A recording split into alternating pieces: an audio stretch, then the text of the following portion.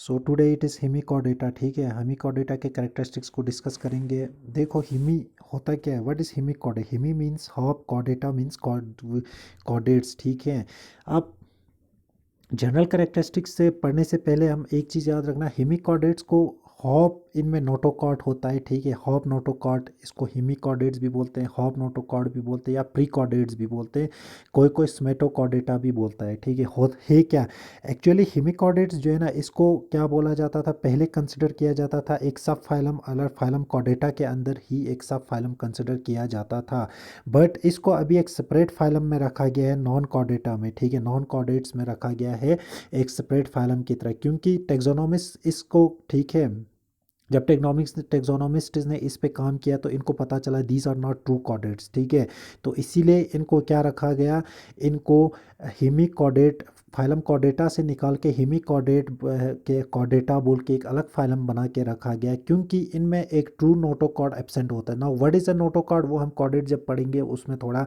उसमें हम पढ़ लेंगे। ठीक है, इतना याद रखना इसको क्यों निकाला गया, बिकॉज इनमें एक ट्रू नोटोकॉर्ड एब्सेंट था, तो टेक्सोनोमिस्ट ने इसको कॉर्डेट्स कंसिडर करना छोड़ दिया। They did not consider it as these animals as chordates, so they created a separate phylum hemichordata for them. ठीक है, जहाँ तक इनकी बात है, इनमें एक छोटा ग्रुप होता है, बड़ा नहीं होता है। ठीक है, this small group of consistence of small group of worm like creatures. ठीक है, और एनिमल्स मैरीन, एक्चुअली इनका अगर हैबिटेट की बात की जाए, दीज आर मैरीन एनिमल्स। ठीक है, इनमें organ system level of organization होता है। ठीक है, ऑर्गन सिस्टम होगा, अच्छा, ट्रिप्लोब्लास्टिक होते हैं, इनमें बायलैटरल सिमेट्री होता है। ठीक है, और सीलियोमेटिक एनिमल्स होते हैं, सीलियोमेट होता है। ठीक है, अब जो इनकी बॉडी की, दीज आर वॉर्म लाइक, यहाँ पे देखो याद रखना, these are worm like animals, this is a hemichordata का यहाँ पे इसने एक फिगर दिया है। ठीक है, अच्छा, इनका बॉडी जो है ना वो डिवाइडेड होता है प्रोबोसिक्स, कॉलर और ट्रंक में। ठीक है, प्रोबोसिक्स, कॉलर एंड ट्रंक। ठीक है,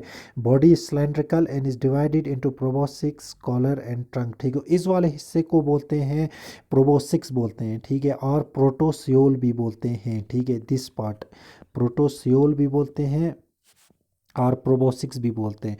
this part is known as collar, इसको कॉलर या मीजोसियोल भी बोला जाता है, and this part is the trunk. ठीक है, तो इसके कितने पार्ट्स हुए, प्रोबोसिक्स, ठीक है, कॉलर एंड ट्रंक, 3 पार्ट्स में बॉडी को डिवाइड किया गया है, and the body is cylindrical as you can see in this diagram. ठीक है, अच्छा, अब देखो, जहाँ तक अच्छा, अब जहाँ तक डाइजेशन की बात है, ठीक है, इट इज़ अ कंप्लीट, इसमें एक कंप्लीट डाइजेशन होता है जिसमें एक माउथ होता है। ठीक है, अच्छा, ये यूजुअली प्लैंक्टन्स पे फीड करते हैं या सैंड और मड को डाइजेस्ट करते हैं, दिस इज़ इम्पोर्टेंट। ठीक है, सैंड या मड होगा उसको डाइजेस्ट करते हैं, और उसमें से जो ऑर्गेनिक मैटर होगा ना उसको फिल्टर करते हैं और डाइजेस्ट करते हैं। ठीक है, अच्छा, क्या करते हैं, प्लैंक्टन्स पे सैंड या मड को ये क्या करते हैं, ये फीड करते हैं उस पे, उसमें से जो ऑर्गेनिक मैटर होगा उसको डाइजेस्ट करते हैं। ठीक है, अच्छा, उसके बाद अगर रेस्पिरेशन की बात की जाए तो इनमें एक यू शेप फ्रेंजियल गिल स्लिट्स होते हैं इनमें। ठीक है, गिल स्लिट्स होते हैं इनमें,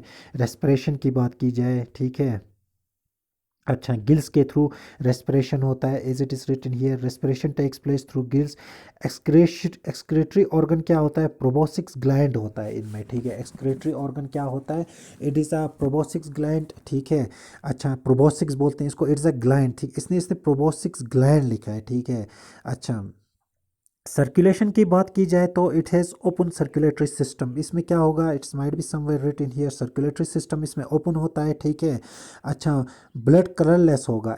ठीक है, ब्लड क्या होगा इसका, colourless, without any pigment, no presence of pigmentation in the blood. ठीक है, उसके बाद नर्वस सिस्टम की बात की जाए तो इसमें क्या होगा, इसमें एक डॉर्सल और वेंट्रल नर्व कॉर्ड होता है, याद रखना, हॉलो डॉर्सल नर्व कॉर्ड होता है इसमें, और एक वेंट्रल नर्व कॉर्ड होता है। ठीक है, सेंसरी ऑर्गन्स होते हैं इसमें प्रेजेंट होता है। ठीक है, रिप्रोडक्शन की बात की जाए तो रिप्रोडक्शन की क्या होगा, सेक्सेस क्या होंगे, स्प्रेड होगा। ठीक है, अच्छा, fertilization is usually external, development इसमें इनडायरेक्ट होता है, development is indirect, fertilization is external. ठीक है, इसमें एक लार्वा होता है। ठीक है, larva is known as tornaria, इसको बोलते हैं इस लार्वा को। ठीक है, अच्छा, अब टोनेरिया का क्या है, टोनेरियन जो लार्वा है ना, it it resembles the bipinnaria larva जो इकानोडर्म्स का होगा ना, उससे रिजेंबल करता है।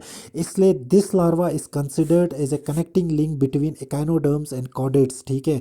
इसको क्या कंसिडर किया जाता है, because it resembles this tornarian, tornarian larva जो है ना ये रिजेंबल करता है, ठीक है। Sorry, it's not tone, it is tornarian larva. ये जो है ना टॉर्नेरिया जो है ना, ये लार्वा क्या करता है, इट रिजेंबल्स किससे, बाय पिनेरिया लार्वा जो होता है इकानोडर्म्स का। That's why it is considered as a connecting link between echinoderms and chordates के बीच में। रिमेंबर इट, मे भी क्वेश्चन आ सकता है, ठीक है, इट्स इंपॉर्टेंट।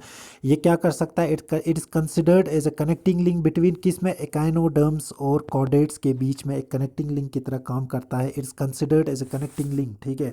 अब इसका एग्जाम्पल देखो, ठीक है, हिमिकॉर्डेटा का अगर एग्जाम्पल होगा, इट इज़ ब्लेनोग्लोसस, ठीक है। दिस ब्लेनोग्लोसस को हम टंग वर्म भी बोलते हैं, क्या बोलते हैं, टंग वर्म भी बोलते हैं, और it is known as acorn worm, ठीक है।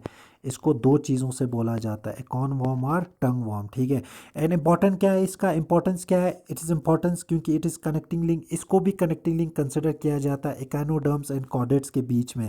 ये क्वेश्चन आपके नीड में आ सकता है, याद रखना, balanoglossus is considered as a connecting link between echinoderm and chordate, ठीक है। So this was all about hemichordate, छोटा सा एक फाइलम था, ठीक है। इंशाल्लाह नेक्स्ट हम कॉर्डेटा के बारे में पढ़ेंगे, ठीक है।